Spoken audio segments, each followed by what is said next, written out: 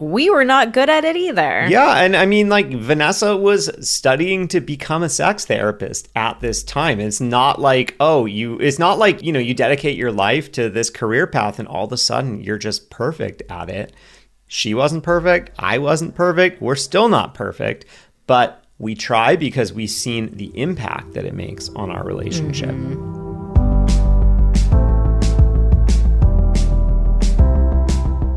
Hello and welcome to the Pillow Talks podcast. We're your hosts, Vanessa and Xander Marin. I'm a sex therapist with over 20 years of experience. And I'm just a regular dude. We share the ups and downs in our relationship while giving you step-by-step techniques for improving yours. Make sure you subscribe for your weekly double date full of totally doable sex tips, practical relationship advice, hilarious and honest stories of what really goes on behind closed bedroom doors, and so much more. It's the sex education you wish you'd had. Thanks to Cozy Earth for supporting Pillow Talks. Cozy Earth provided an exclusive offer for our Pillow Talks listeners today. Get up to 35% off site-wide when you use code PILLOWTALKS at CozyEarth.com.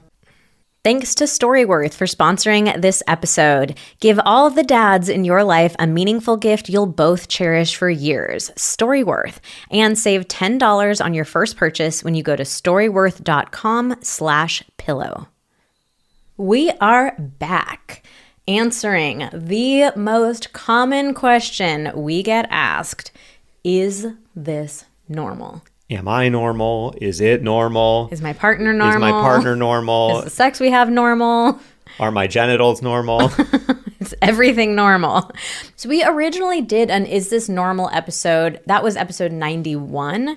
But when we put up a call on Instagram for questions, we got so many that we instantly knew, okay, this is going to have to be at least a two-parter. Yeah, and that quickly became one of our most popular episodes. So I mean, people want to know, is it normal? Know. They absolutely want to know. I have an Is This Normal that is not sex related. Okay. You want to ask me? Yeah. Is it normal? Guys, I'm actually so tired today. Is it normal to have an earworm stuck in your head and it gives you insomnia? Why don't you clarify what an earworm is? Because when I woke up this morning and Vanessa told me this, for a moment I was like, oh my God, she found worms in her ears? Is it normal to have worms in your ears? An earworm is a song that gets stuck in your head and you can't get it out of your head. And so I had a song stuck in my head, and not even a song, but like one line of a song. It was a song with only one line of lyrics, basically an electronic song that has like one vocal sample that just loops, repeats. Not like constantly, but like in the song many times. Yeah. And so it just was playing in my head all night. Wow, all night, and I couldn't get it out. You just pulled it. Vanessa just grabbed her phone for a second. I totally thought she was about to play the song into the mic, and I was like, don't do that. No, please I'm not. Do that. No, I've been trying so hard to get this song out of my head.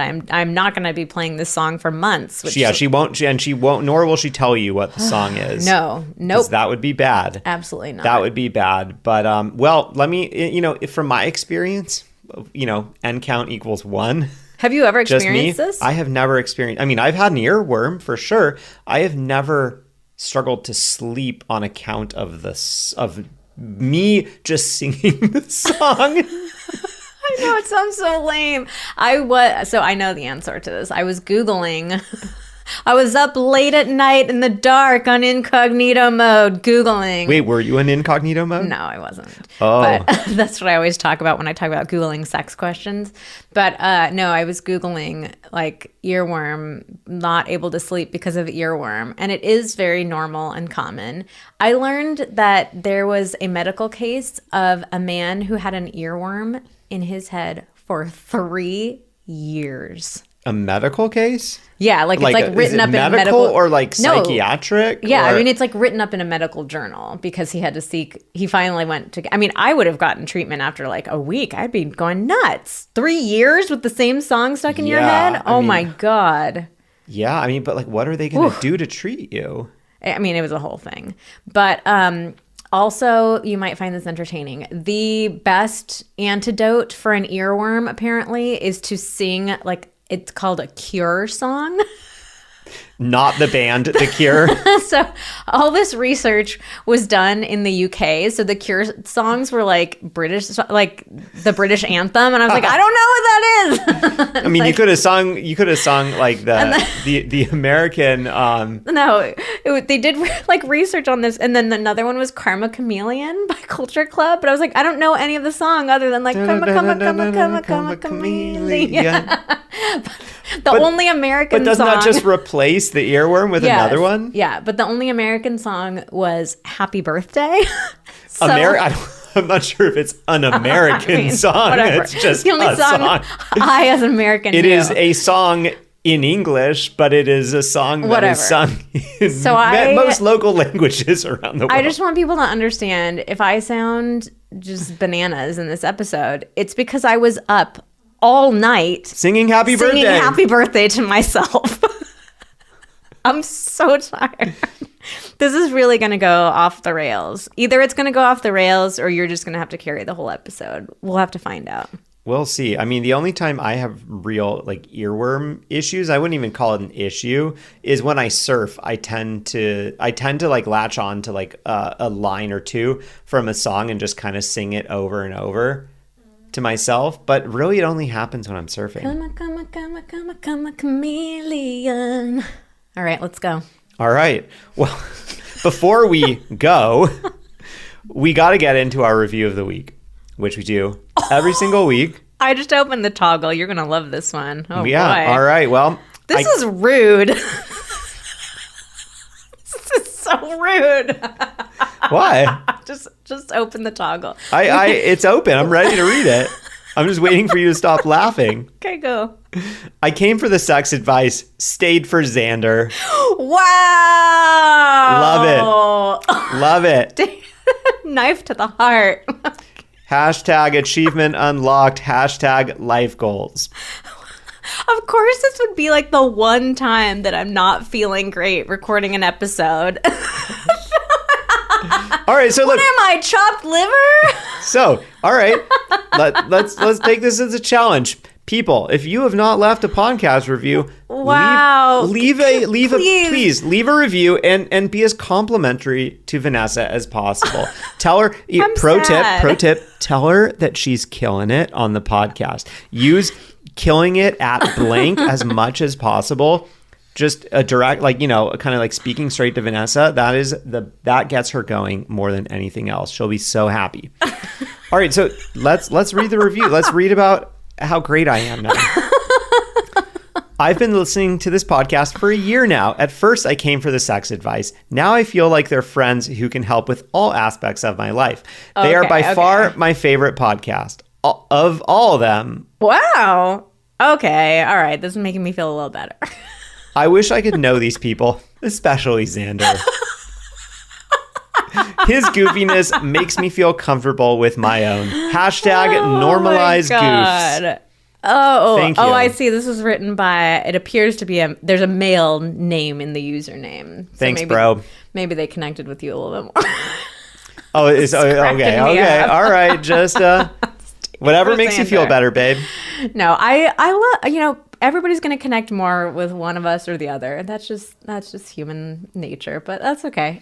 Great review. I'm glad that you feel like we're all friends and that we are your favorite podcast of all of them. There's a lot of podcasts out there. So thank you. Thank you for this review. And it really does mean so much to us because it helps the podcast grow so much when you leave reviews. So if you haven't left one yet, we would greatly appreciate you taking a minute of your time to do so. You can go to the main Pillow Talks podcast page on Apple Podcasts and scroll to the bottom and leave a review there. And we do this weekly giveaway as our little way of saying thank you. So if you hear your review read, and you are automatically entered into the giveaway every week going forward, if you hear your review read, you can reach out to us at info@vmtherapy.com. Let us know the username that you left the review with, and you will get to choose one of 4 of our masterclasses as your little gift, absolutely for free. All right, so let's get into it. So here's how we set up this episode. We asked our Instagram community, and if you're not following us there, go check us out there too. We're at Vanessa and Xander. Xander is with an X.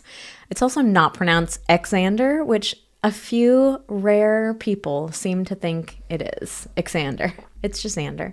But if it helps you remember how to spell it, Xander. So anyways, we asked our Instagram community, what questions do you wonder about? Like, is this normal? Is XYZ normal? And then we took some of our favorites and we have a whole list of them that we're going to go over and tell you our thoughts and opinions and advice. And we did pick a few of them to poll our Instagram community about. So we know sometimes, like, when you're wondering, is it normal? We really want to know, like, am I alone in this? So we wanted to give you some numbers and let you know how many other people might be in similar situations. So the first question that we had was, is it normal to be married? And we kind of changed this one around a little bit to just like to be in a committed relationship, but still not feel 100% comfortable talking about sex. And this time around, because of Vanessa's earworm condition, and also because usually we do this the opposite way, we're going to play a fun little game where we have Vanessa guess what the responses are going to be. Oh, no. Yeah. Oh, no. Okay. So how well do you know our audience? How well do you know your own business, babe? So how many people are still not 100% comfortable talking about sex? 45. 71%. Damn. Yeah. So so these are people who follow us on Instagram. I want to be really clear. These are people that, you know, have been part of our community. I can't tell you how long they've been following us, but you know, this is a cross section of the Instagram community. Yeah. So we have 29% of people said that they were comfortable talking about sex before finding us, and 71% of people said no. So that's a lot. That is a lot. And that's why we wrote a book about this topic, right, Vanessa? Oh, yeah. That's why we wrote Sex Talks, the 5 conversations that will transform your love life. If you haven't picked up your copy yet, definitely go on over to sextalksbook.com. We have all the links for you there, and you can come get a free workbook too.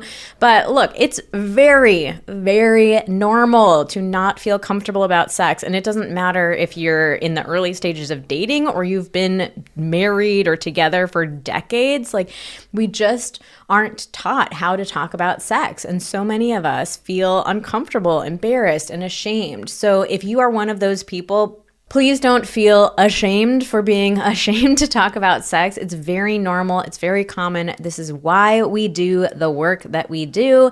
And even in Sex Talks, you will hear us talk about our own struggles talking about sex in our relationship. Like, we were not good at it either. Yeah. And I mean, like, Vanessa was studying to become a sex therapist at this time. It's not like, you dedicate your life to this career path and all of a sudden you're just perfect at it.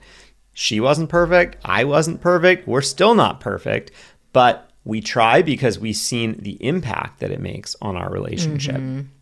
Well, Vanessa, is it normal to go dry mid-sex, even if I'm in the mood? For you? I don't know. This question was from a vulva owner. And there were also some similar questions. Another person wrote, like, is it normal that I get so wet during sex that neither of us can feel very much? So let's talk about wetness with vulvas. The most important thing for you to understand is that wetness is not an indicator of arousal. That is so important. I'm going to repeat it again. Wetness is not an indicator of arousal. So our bodies experience arousal and desire, our heads experience arousal and desire, and they can often function independently of each other. There's even a name for this, non-concordance. So if you are feeling mentally excited and in the mood and wanting to have sex, but you're dry, it doesn't mean that you're secretly not turned on. And similarly, if you're like not at all mentally in the mood, like, no, I don't want to have sex, I'm not into it right now, but you're wet, that does not mean you are secretly turned on. So I think a lot of people don't understand this, and it often gets used, it kind of gets weaponized against women. You know, we hear a lot of women saying like, oh, well, but my partner says like, oh, but you're wet, that means you want to do it. And it's like, I don't care what your body is responding, like it's what we want or don't want in our heads that matters the most. That's not to say that there's like no correlation between the two at all. Very often they do go hand in hand, but there are also many instances where they don't go hand in hand. Yeah, and some people will have more non-concordance than others. So some people might feel like, actually, it feels like my wetness does align with my brain like pretty well. And there are other people who will be on the complete other end of the extreme and like, no, it feels like my brain and my body are on completely different pages.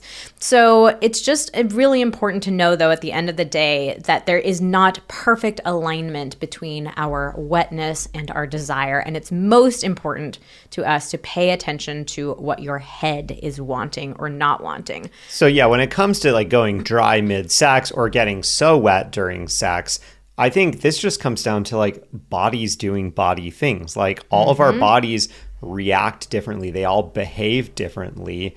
And it doesn't mean anything other than we have a functioning body. So like in the case of going dry mid-sex, like it might just be that, you know, your body produces a certain amount of lubricant and then it stops. Well, also the important thing to recognize, I don't know if this person is having like intercourse or penetration or something, but the natural lubricant that our body produces, it's not designed to last a long time. Like it does dry up quickly. Yeah, it's not unlimited. So if you're having we have a limited amount of everything in our bodies. If you are having a longer session, and to be clear, this is another little interesting, is it normal? Like the average intercourse session is typically between 2 to 5 minutes. So if you're going longer than that, it's going to be very normal and common for you to start feeling dry. So the solution there, just bring in some lube. There's no issues with like bringing in lube. It can be so fun.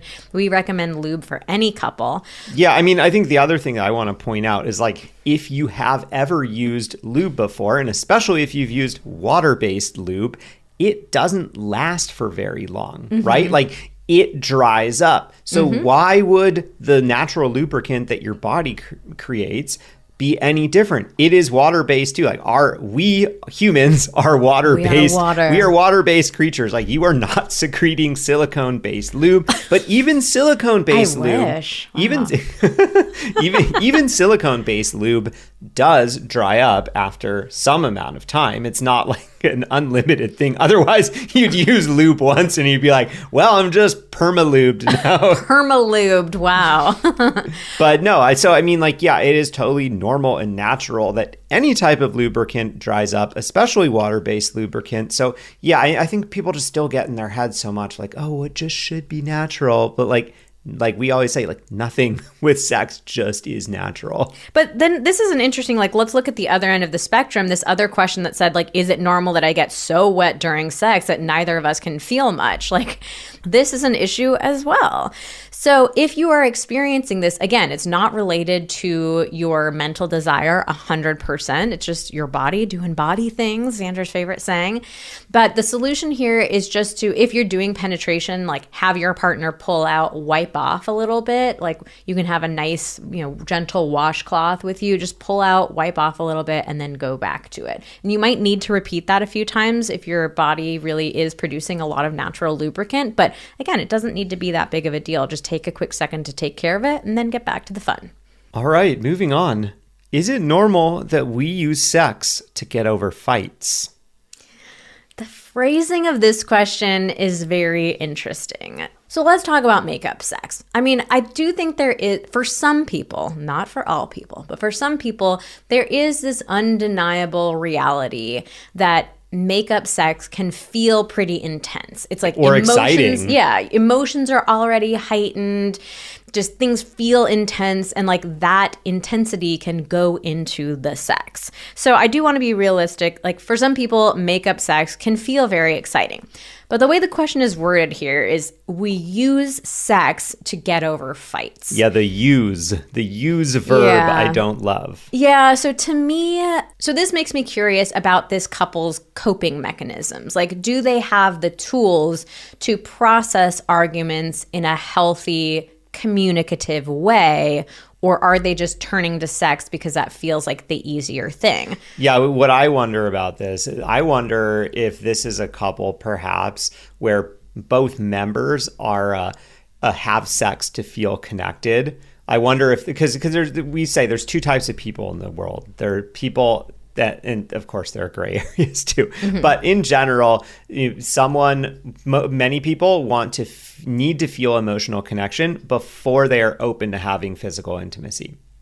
And then many other people like to have physical intimacy, i.e. sex, in order to feel emotionally connected. It's not like you have one and then therefore you have the other, but it's sort of like a chicken and egg type of thing. It's like, oh, well, if we have sex, I'm okay having sex if we don't feel super connected because I know that I will feel more connected afterwards, versus like, oh, I don't really feel like great or safe having sex because we don't have this baseline of emotional connection yet. And I need to have that emotional connection in order to really feel open and even turned on to having sex. So I do wonder, maybe if you're two people that like to have sex in order to feel connected, that this could be somewhat more effective, but it still feels like maybe you're skipping some important verbal communication. Processing. Yeah. So I think it's really important for every couple to have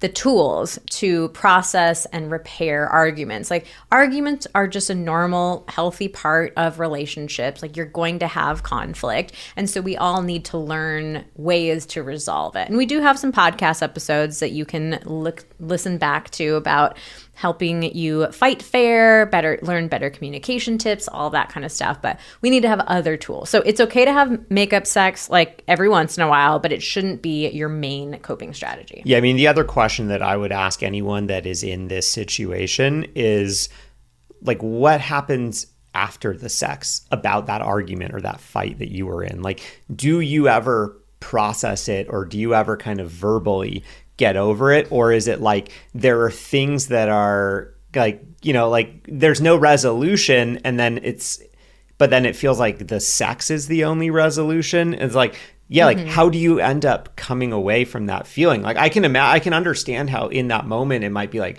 okay, well, yeah, for today, this seems to have simmered down, but like, do you find yourself still thinking about like whatever the disagreement was days or weeks later? I think that's a sign that, yeah, the sex may have smoothed things over in the short term, but you haven't actually resolved whatever it was that you were at odds about.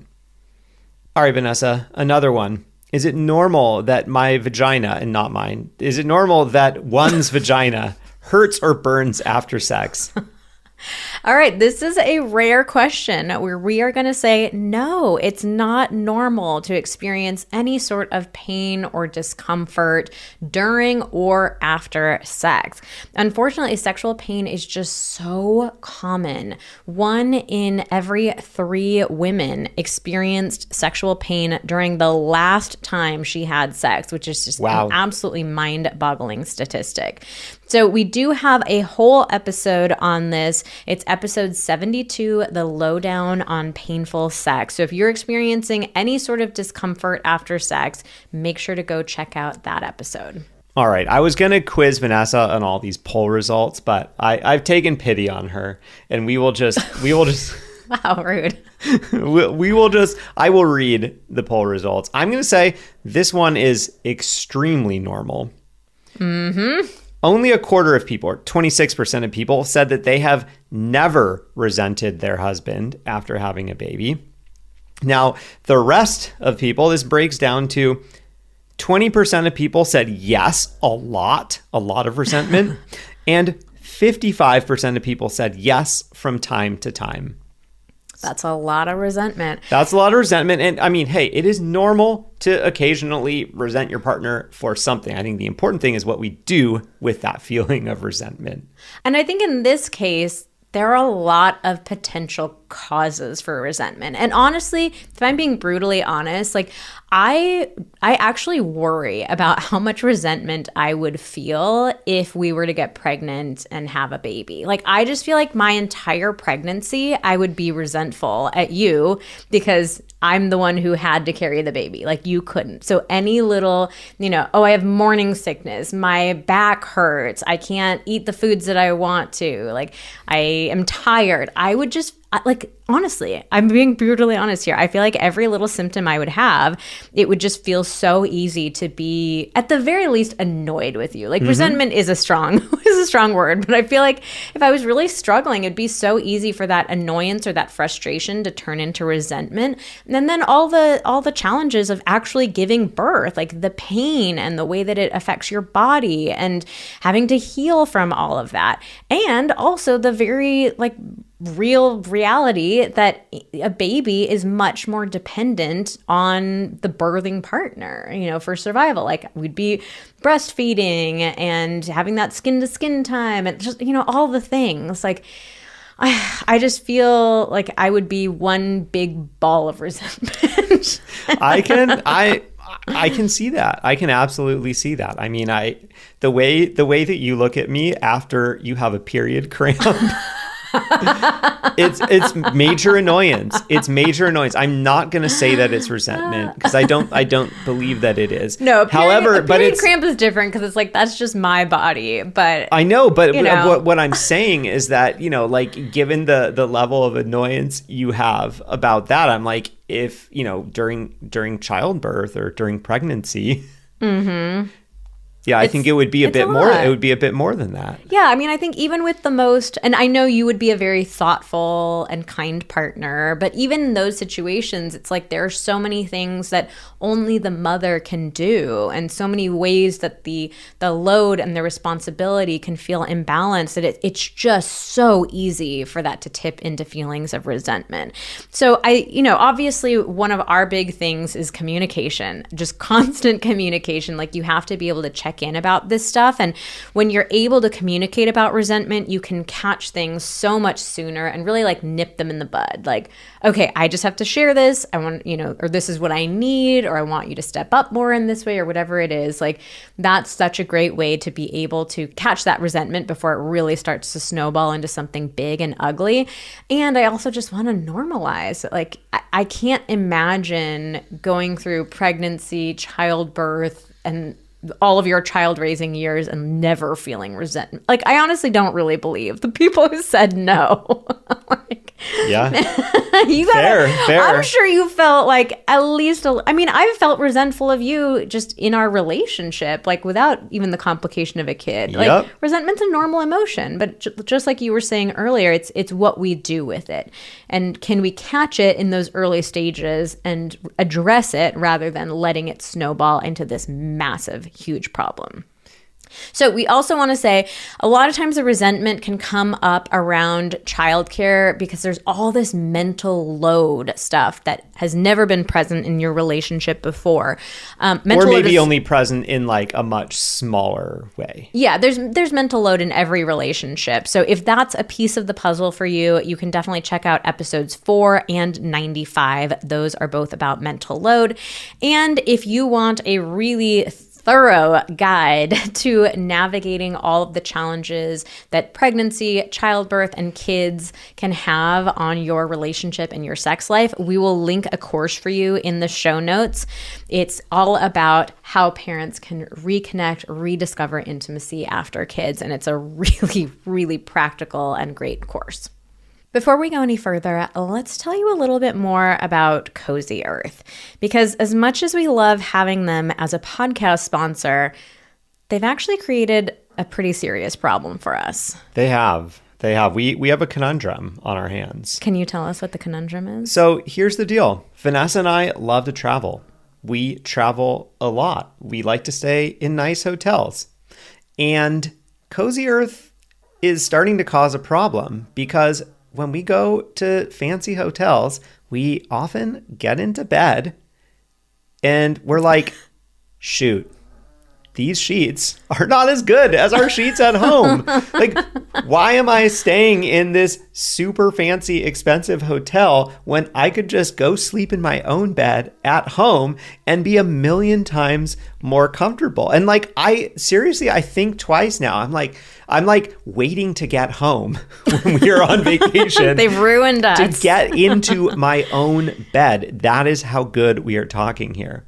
If you want to know what we are talking about, good news is we have teamed up with Cozy Earth and they are offering you up to 35% off when you use the code PILLOWTALKS at CozyEarth.com. So go over to CozyEarth.com and check out everything that they have to offer. Their best-selling bamboo sheet set is also temperature regulating. That is wonderful. And we have the linen variety of it that we really, really enjoy. But they have all sorts of other products as well. They have towels, they have clothing on top of the bedding. It seems like they're coming out with a lot of new stuff. So keep checking back. And like we said, Cozy Earth provided an exclusive offer for Pillow Talks listeners today. This is a really good deal. I mean, I don't think we've ever had this big of a discount code before. Yeah. Get up to 35% off site-wide when you use the code Pillow Talks, and that's all one word, just Pillow Talks, one word, at CozyEarth.com. Let's tell you a little bit more about Storyworth. So our year with Storyworth finally came to an end. We signed both of my parents up for it when they initially wanted to be a podcast sponsor. And so my parents all year have been submitting their stories through Storyworth, and we are in the process now of like getting their book made. They have both really been enjoying it. They actually both talked about doing they're like, can we do an extension of it? Like, we want to keep going with the story. So I think they've both really been enjoying doing it. And I am just so excited to get this keepsake at the end of the experience. So before I go any further, let me just tell you, Storyworth is offering $10 off your first purchase at storyworth.com/pillow. And if you've never heard of Storyworth before, they're an online service that helps you and your loved ones connect through sharing stories and memories. So what you do is when you sign your loved one up, every week Storyworth emails that person a thought-provoking question, and you can choose these too, but it'll email them that question, and that person, your loved one, has to fill in their answers. Storyworth gathers all the answers, and at the end of the year, they put them together in this beautiful keepsake book. You can design it, you can add photos to it, and it's just something that you can really treasure, your whole family can treasure for generations to come. So in particular, it's been really fun watching my dad go through this, because my dad he's a man of few words. He's not the most talkative kind of guy. He's lovely and wonderful. We love my dad. But we have some big personalities in our family, and my dad can be on the quieter side. So we don't often hear his stories as much as other people. And so being able to track his progress through Storyworth and see him writing his stories, he just did one recently about asking what his job was in high school, and he worked at a jewelry shop. He was a jeweler, and I've heard, I knew that he had that job before, but I've never heard any actual stories about it. So we were just looking it up again right now. There's this whole story about the different people who worked there and the customers who came in, and how he got to go in the back and look at the diamonds. That was his favorite part of the job. So just these cute little details that you would never think to ask, and maybe stories that, get neglected in favor of other stories. So it's just, I don't know, it's been a really sweet experience, and I'm so excited to get this book. I think it's a very meaningful gift to give anybody in your life, and it's a gift that is going to give back to you too, because you're going to get to experience all these stories. So you can give all the dads in your life a unique, meaningful gift you'll all cherish for years, Storyworth. And right now, for a limited time, you'll save $10 off your first purchase when you go to storyworth.com/pillow. That's STORYWORTH.com/pillow to save $10 on your first purchase. All right, Vanessa, is it normal to hate blowjobs? And I think to clarify, this was a person who gives blowjobs. Is it normal to hate giving blowjobs? So this is an interesting question. I mean, our bottom line that we always come down to is it's your body. You get to decide what feels good and not good to you. So we're never going to tell people like, you have to do this in your sex life or you have to love this. And sex, just like anything else in life, is something that we have personal preferences around, like things that we enjoy doing and things that we don't enjoy doing. So if giving blowjobs is just something that doesn't feel good for you, whether it's, maybe there's a safety issue involved, or maybe it's just a pure preference issue. Like, that's understandable and okay. And we are never going to tell you you have to give blowjobs. So that's the most important thing. I do also think that one thing that comes up with giving blowjobs is either you don't feel confident in your technique or you're actually doing them wrong in a way that's really uncomfortable and unpleasant. Yeah, it's causing it to be uncomfortable for you. Yeah. So a classic example of this is if you feel like the only way to give a blowjob is like deep throating. Like, that is very difficult to do. It's not a technique that we recommend for the average person or really for any person. It's not that great of a technique. It's really just something you see in porn and feel like you're supposed to do. So if that's the way you're approaching blowjobs, it makes a lot of sense to hate them, and it's important to know that is not the only way or the best way to give them. So we will link for you in the show notes our foreplay guides. We do really step-by-step, very exciting techniques for giving blowjobs and hand jobs for all genitals, and really walk you through it in a way that makes it so much easier and so much more enjoyable. So if you're somebody who is thinking like, ooh, yeah, like the way that I do it feels really unpleasant, it's hard, it hurts my jaw, it hurts my neck, it feels exhausting. Or if you're somebody who doesn't like giving them because you don't know what you're doing and you feel self-conscious of like, I don't know what I'm doing and this is embarrassing and my partner doesn't seem to like it, like, definitely go check those guides out. They can be absolutely game-changing for you. But again, at the end of the day, if you're like, you know what, it's not an activity that I feel comfortable doing, feel safe doing, like, that is your prerogative. You get to decide that. Our next question is it normal that I started masturbating at age 5? I am so glad that somebody added this question because, yes, it is normal. And I think this is something that most people don't realize. So children of all ages masturbate. And I know this is really uncomfortable to talk about because we think of masturbation as this very adult thing and it's uncomfortable to think about kids doing it. Or teenage at the very least. Yeah, but even fetuses in the womb have been found, like on ultrasounds, you can see fetuses masturbating. So it's not masturbating in this adult, very sexual way. It's just exploring their own bodies and delighting in their own bodies and feeling like, oh, it feels good when I do this. Oh, and it feels good when I do this. So it's extremely, extremely normal for kids to be curious about their own bodies, like all over their bodies, and just want to explore and figure out what feels good to them. So if you remember having this experience, you probably feel a lot of shame and embarrassment about it. Maybe your parent caught you and even chastised you for it. But it's really important to know that it's normal, it's common, it's nothing to be ashamed of. If you're a parent yourself, obviously there are ways to talk to your child about like when and where they're doing it. Like, yes, a lot of kids, they don't realize what they're doing, so they're going to be doing it out in the grocery store or like on the playground and stuff like that. So, we need to talk to them about, saying something very simple like, that feels good, doesn't it? That's something that we do in our bedrooms, by ourselves.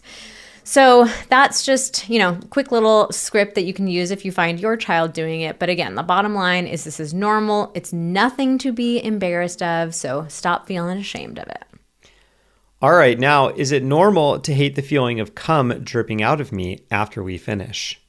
All right. This is another very interesting topic. So again, there is just preference stuff that comes up here. If you're not a fan of semen dripping out of you after intercourse, that's fine. Like, we're not here to convince you that you absolutely should love it. Yeah, I mean, granted, there's got to be some, I've never experienced it, but I can imagine that there's an uncomfortability factor of that, right? Like, you get up, you're trying to go about your day doing other things, and, it's like, I mean, I can imagine it's like, when I have a really runny nose and I can't stop my nose from running and like snot drips down my face, that sucks. That sucks. So I can imagine that is annoying. I mean, at least fortunately, like, you know, it is an area that is not visible to everybody else in the world. But, you know, I have empathy for this. I'm also realizing that we probably should have backed up and like described this one a little bit more. Oh, yeah. When does this happen, Vanessa? Is it normal that I always have cum just dripping out of all of my orifices? That's got to be the soundbite for the episode. Okay, so this one is referring to after you've had intercourse, the vulva owner. Yes, you know, unprotected. Like no condom intercourse. Yes. Yeah, so the penis ejaculated into you and gravity helps it work its way back out of you. So I refer to this as the gush. It's like you can clean up afterwards. There definitely are fluids there and you like wipe them away, but inevitably like and it really can depend. Sometimes it can be as fast as like 30 minutes. Sometimes it can be the next freaking day.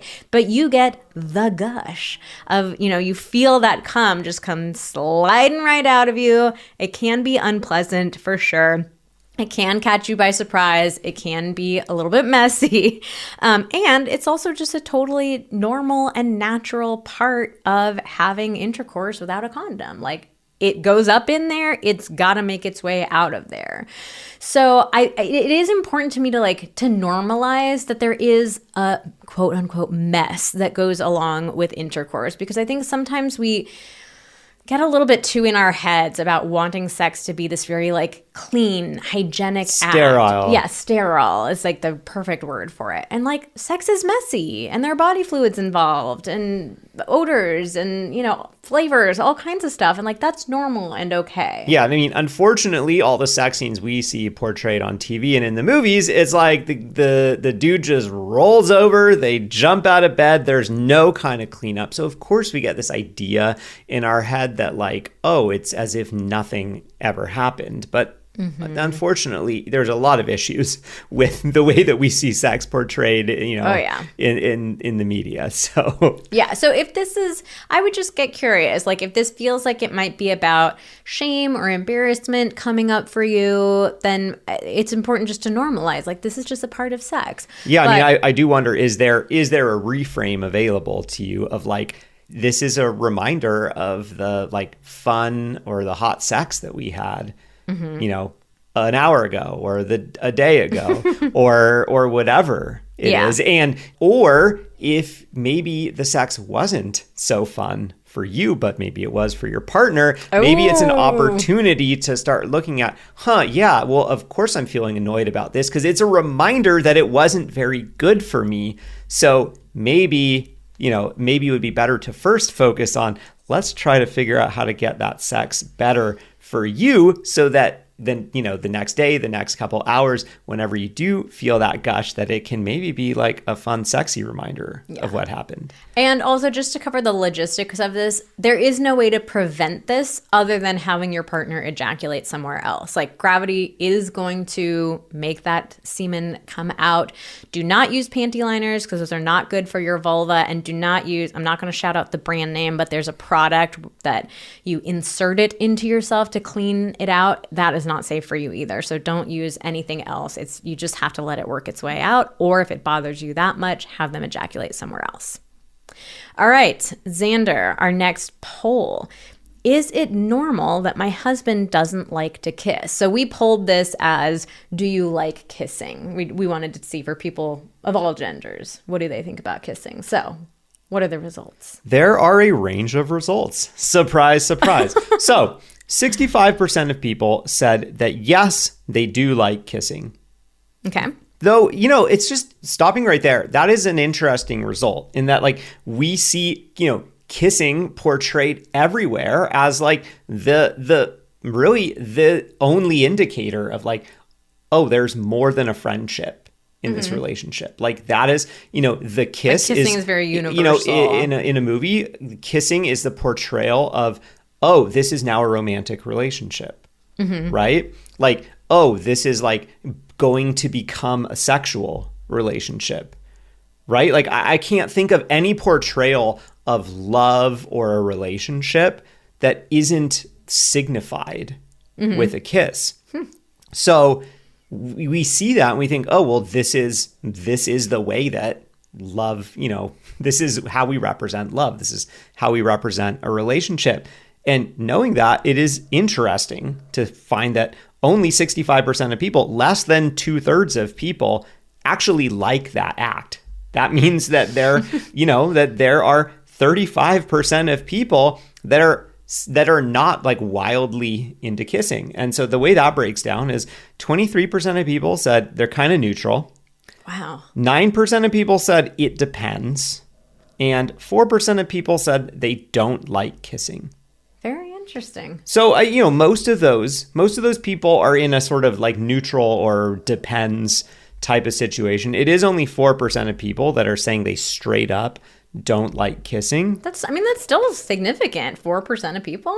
Yeah. It's like a decent little chunk to not like something that, like you're saying, most of us think of as just like very essential and basic. Oh, yeah. But I mean, even like the 23 plus 9 for like the neutral and depends, that's mental math, 32% of people, like that's like essentially a third of the population is like not wildly loving a kiss. It's like, if you think about this, like if you're dating or something and you're going in for a kiss with someone, 1 out of 3 people that you're dating are like maybe actually secretly not so into that. That's kind of a mind fuck right there. So if you want to know more about kissing, check out episode 7, What Makes a Great Kiss and What to Do If You Don't Like the Way Your Partner Kisses. All right, Xander, I want to ask you, as our resident penis owner, ask you this one. Is it normal for a man to need assistance, like in the form of a hand job or a blow job, to get hard before intercourse? This is a very good question. And actually, when I saw like the wording of this is so very interesting to me, the assistance to get hard, because I think that there's a subtle implication inside of this that somehow like that a man perhaps should not need any assistance to get hard. And I guess I'm kind of curious, like, what does that mean? Like that it's just like, boing, pop the boner out of nowhere. Because, I mean, the reality is like the way that arousal works is like, we get aroused by something, whether that's like a thought, like something in our head or something physical. And, and then we get hard, right? So if you think about it, you have to have some sort of assistance, whether that is like mental assistance or physical assistance, in order to get hard. So I think that it's kind of impossible to say that you shouldn't need assistance to get hard. But it's just, it's interesting because it's like, well, we were just talking about kissing. It's like we sort of have this like unspoken acceptable level of like what is a normal amount of assistance versus maybe an abnormal amount of assistance. Because I think no one would argue that like, oh, well, I wouldn't expect my partner to just be rock hard without us kissing, without us maybe kind of like touching or fondling each other a little bit, right?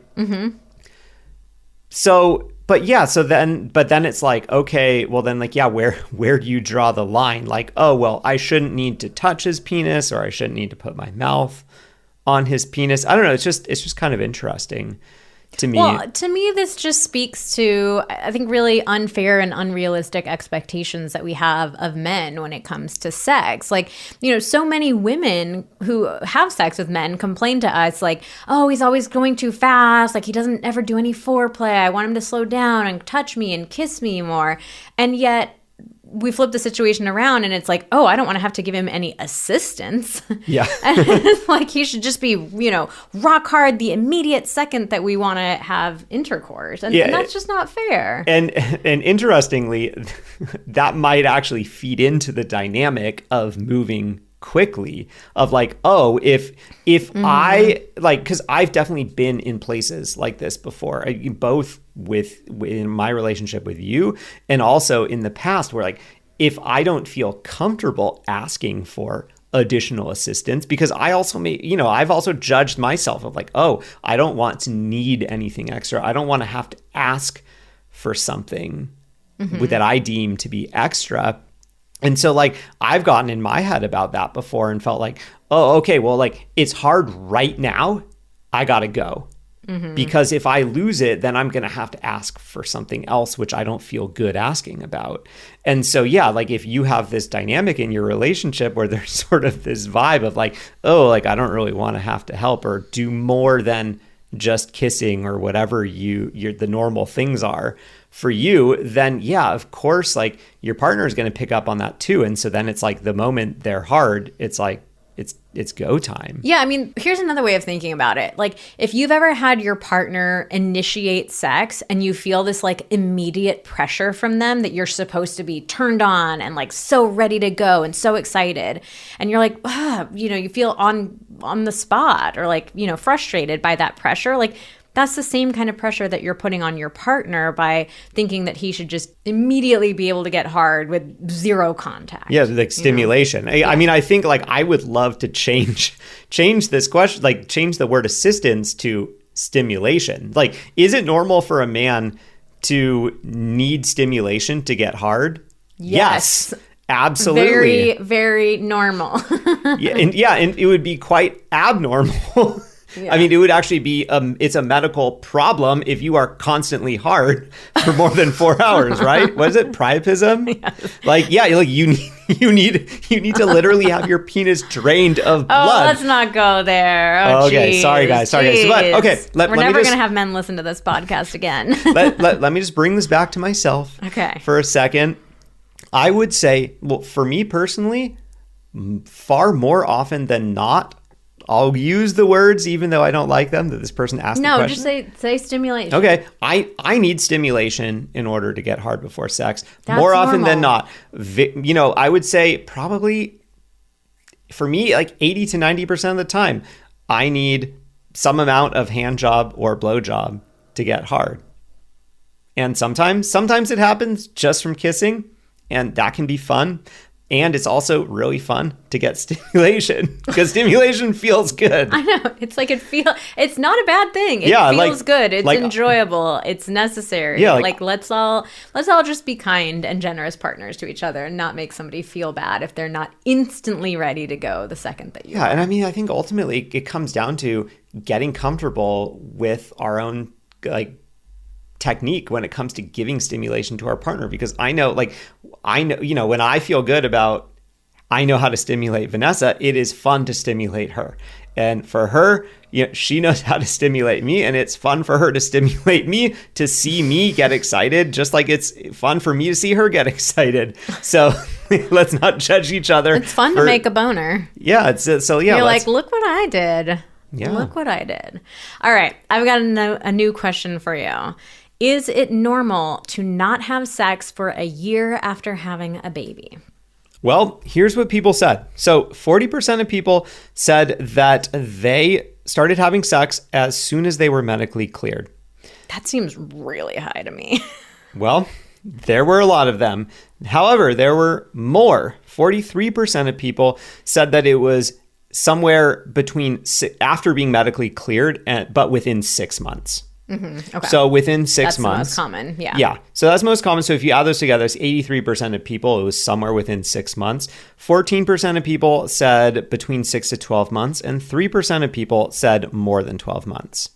And there can be so many different things at play here. Like it could be the resentment that we were talking about earlier. It could be that you're not medically cleared. I mean, that can happen for a lot of people. It might be that you feel nervousness about going back to it, feeling afraid of pain. It could be just being so overwhelmed with parenting that you just don't know how to get back to that intimate relationship between the two of you. So the bottom line is it's very normal to need some time to adjust to going back to being sexual with each other. So, yeah, it's not just a matter of it going back to the way it was. I think so many of us get this idea in our heads that, oh, sex is totally unrelated from having a kid, from the changes in our relationship. It's not. And all that. It's not. Like it's part of everything. So like if you are struggling in many other areas of your life, you are almost certainly going to be struggling in your sex life too. It's not just like, okay, cool, I can be like totally slammed in all these other areas and just have this rockin' sex life. Yeah, we really want to normalize the challenges that parents face in reconnecting sexually. And again, we will link that course that we mentioned before, Rediscovering Intimacy for Parents. And we also have episode 61, Putting the O Back in Mom, one of our most creative podcast titles I think we've ever had. So go check that one out. We should have named it From MM to Mom, Putting the O Back in Mom. From to Mom. Mom's like, I don't want to have sex.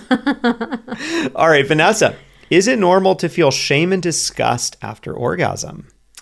It's definitely common to feel that. And I think, we all deal with some amount of shame around sex. Like, it's just impossible not to take on any shame. We're all taught to feel embarrassed about sex. So it is normal to feel some amount of that. And I think for some people, after an orgasm, it can feel like this very vulnerable moment. I mean, you've just had this like rush of neurotransmitters and hormones in your body. And a lot of people experience strong emotions after orgasm. So crying after orgasm is very common. Hysterically laughing can happen, and feeling waves of shame and, regret and all kinds of stuff that can happen after orgasm as well. It's just a sensitive time where you let things in a little more so than you might otherwise. So we do have another great podcast episode, 65, How to Overcome Sexual Shame with our 7-step process. So it is normal to experience that shame, to have that like knee-jerk reaction, but it's not, I don't know how to say this. It's like, it's not normal for that to just come out of nowhere. Like it came from somewhere, and it's kind of a matter of getting to the root cause of like, where did I learn that sex was a shameful or a disgusting thing to do? It's like what I want to say is it's not normal to live a life full of shame about a very normal, healthy, unshameful activity. So we want to encourage you, whatever shame it is that you're dealing with. And again, we all have it. There's no shame in feeling shame, but we do want to encourage you to actively work to untangle and address that shame rather than just feeling like, oh, well, this just is what it is. I guess I have to live with this for the rest of my life. Like, because you don't. You don't. And having a shame-free sex life feels unbelievable. It's a very worthy goal to work towards. All right, our last question. Is it normal to be bored AF with partnered sex? I love how the addition of the AF. Bored AF. I'm not just bored, I'm bored AF. Well, what did Instagram say? Well, okay. So 5% of people said that they are often or all the time bored AF. Wow. Often or all the time. Okay. So 5%. Yeah. However, 54%, a whopping 54, a majority, over 50% of people said that they are sometimes bored AF with intercourse. Wow. And 40% of people said rarely or never. So we got a lot of bored people out there. There are a couple mind fucks in here. We were talking about the kissing one. Like, 1 in 3 people that you kiss might kind of secretly not be super into that. And 54% of people are sometimes, we can add this together. 59% of people 60% are of people. like approximately 6 in 10 people bored. are like sometimes or more than sometimes really bored during intercourse. That is that's wild. That's wild. And to be clear, to all the guys out there, our Instagram audience is like 90% female. We need some more men and yeah. people of all genders. So for the most part, this is a lot of women saying that they are sometimes, often, or all the time bored AF with intercourse. So, yeah, We got some work keep that to in do. mind. That we got some work to do because it doesn't have to be that way. So here's the thing. I do want to normalize that sometimes you have distracting thoughts pop into your head. Sometimes you just get a little distracted in the moment. So I've been distracted. Yeah, it's not like you're going to have, like, it's not, I don't want to set the expectation that sex should be like you're 100% present and focused and zen and in the mode. You know, like, it's okay and normal to be, you know, distracted from time to time. But if you feel like you're regularly feeling bored during sex, that's not normal. And that's not, like, first of all, feeling bored in the moment is not a great feeling, because then it often leads to this feeling of like sex being done to you rather than you actively engaging in having sex. You're not a participant in the experience. Or it's all about your partner's pleasure and it's not really anything about you, which is a whole other thing as well. So it's like, not only is it unpleasant to deal with in the moment itself, but also it's going to heavily impact your sex drive. Like, why are you going to have a sky-high sex drive if your experience of sex is regularly being bored? That doesn't make any sense to crave a boring experience. So the good news is we gotcha. You can feed two birds with one scone here. If you work on having more pleasurable and enjoyable sex, actually you can feed three birds with one scone. Wow. You can have more pleasure, you can feel less boredom, and you can desire sex more often. Three birds, one scone. Yeah. Somebody asked me about that the other day because I used that saying. I don't think I made it up. Somebody else made it up, right? I would imagine so. Instead of like killing I don't want to kill the birds. I'm pretty sure I Googled it and they were like, oh yeah, it's two things that say the same thing. Yeah. Okay. I'd never heard it until you said it. I say it all the time. I think it's really sweet. I don't want to kill anything. I want to feed things. And scones are great. Who wouldn't want a scone? Yeah, except then you're not eating the scone yourself. And what's going on there? Bad scone? Stale? It's a glutinous scone. I can only eat the gluten-free scones, so it's fine. Anyways, God, okay, I've almost got it together. I've almost like brought this podcast episode home. Yeah, land the plane, babe. Okay, so good news. You can feed three birds, one scone. Have better sex. We got a lot of stuff to help you do that. We have our foreplay guides that we already mentioned, and we also have next level intercourse, which we will put in the show notes. We have tons of stuff. What does that mean? Oh, no. Oh, it looks. No, nothing. I thought you were like. I was just playing with my. No, I'm just playing with my. It looked like you were gonna give me the little like cunnilingus, like. I look over at Xander and he's like doing a V with his two fingers in front of his mouth, and I was like, "Oh my God, are you trying to flirt with me over here? This is not a good flirting. That does not turn me on." Wow, no, I'm just playing with my lips. Don't mind me. Is this part really going to go in the podcast? I think so. God. If your partner's version of flirting with you is giving you that gross like oral sex thing, then check out our guides. They're great. They'll help you have better sex that's not boring and you will crave it. So there you go. And if you're having if you're having better sex, you are far more likely to want to be desiring it. Right? Yes. Because there's this massive connection. The third bird. That's the third bird? That's the third bird. Okay. The desire. The desire bird. Yeah. Yeah. So feed that desire bird with some pleasure. Bird, the pleasure bird, and the desire bird. Hell yeah. Got them all. Got to catch them all. Catch all those birds. Yeah. Okay. I got to go. I have to take a nap. I need to immediately be horizontal. Put me to bed. We will link some things in the show notes for you that we have talked about. Sextalksbook.com if you want to get comfortable talking about sex. Rediscovering intimacy for parents if you are feeling as resentful as I imagine I could be and you want to reconnect with your partner. Our ultimate foreplay guides if you want to give each other best ever experiences with your hands and mouths, and next level intercourse if you want to feed three birds with one scone.